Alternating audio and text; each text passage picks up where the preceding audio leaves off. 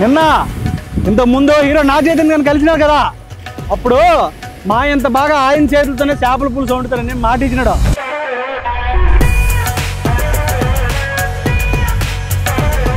ఆ మాట ఎంతవరకు కరెక్ట్ అవుతాం చూడడానికి నేను వెళ్ళను.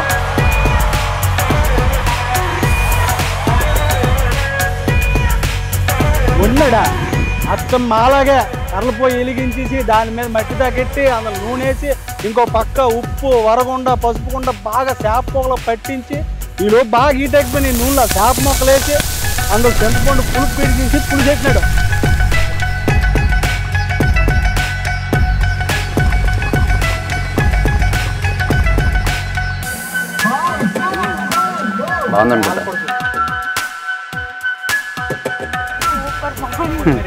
నచ్చిందా?